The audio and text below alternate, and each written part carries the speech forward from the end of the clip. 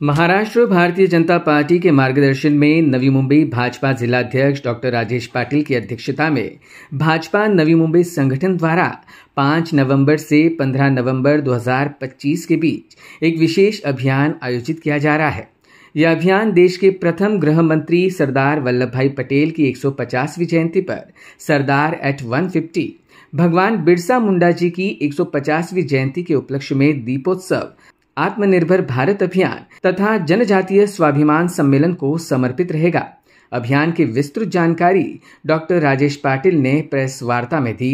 इस अवसर पर भाजपा महामंत्री नीलेश म्हात्रे, दत्ता घंगाड़े, नवी मुंबई भाजपा युवा मोर्चा अध्यक्ष एडवोकेट निकेतन पाटिल और नवी मुंबई के सभी मंडल अध्यक्ष उपस्थित थे।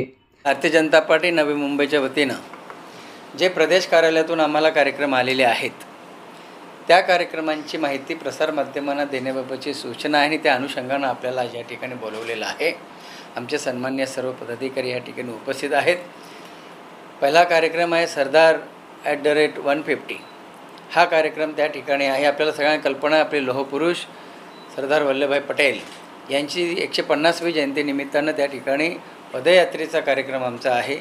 पदयात्रेच्या कार्यक्रमाव्यतिरिक्त काही निबंध स्पर्धा, वक्तृत्व स्पर्धा वगैरे घेतल्या जाणार आहेत, परंतु त्यासाठी सेपरेट पोर्टलचं त्या ठिकाणी विषय असणार आहे। त्याचबरोबर नशामुक्त भारताच्यासाठी त्या ठिकाणी प्रतिज्ञा दिली जाणार आहे। स्वदेशीची देखील प्रतिज्ञा दिली जाणार आहे। त्याचबरोबर त्याच्यानंतरचा आमचा कार्यक्रम आत्मनिर्भर भारत अभियान, ह्याच्या अंतर्गत त्या ठिकाणी सगळ्या ही स्वदेशीची कल्पना ही प्रत्येकाच्या मनामध्ये भिडण्याच्या दृष्टिकोनातून सामान्य घटकांपर्यंत त्या ठिकाणी जाण्याच्या संकल्पनेतून या ठिकाणी एक युवकांचा मेळावा, महिलांबरोबरचा संवाद, बचत गटांचं संमेलन, अशा पद्धतीनं त्या ठिकाणी व्यापाऱ्यांच्या सहसंमेलन घेऊन प्रबुद्धांचं देखील त्या ठिकाणी संमेलन घेतलं जाणार आहे। तो कार्यक्रम आत्मनिर्भर भारतच्या अंतर्गत सगळ्यांपर्यंत पोहोचण्याच्या दृष्टिकोनातून हा एक विषय त्या ठिकाणी आहे। त्याचबरोबर आपले भगवान बिरसा मुंडा यांची त्या ठिकाणी 150वी जयंती आहे।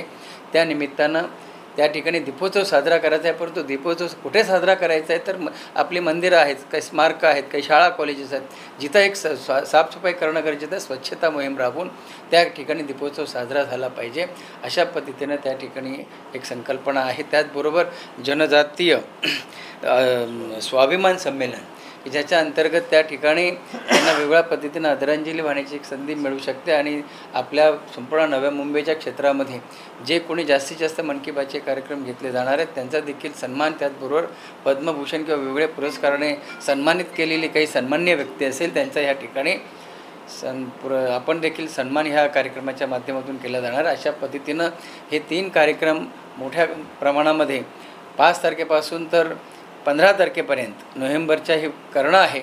त्यासाठीची ही तुम्हाला सगळी माहिती या ठिकाणी देण्यासाठी आपण इथं सगळे बोलवलेलं आहे। धन्यवाद। Bureau input EW network.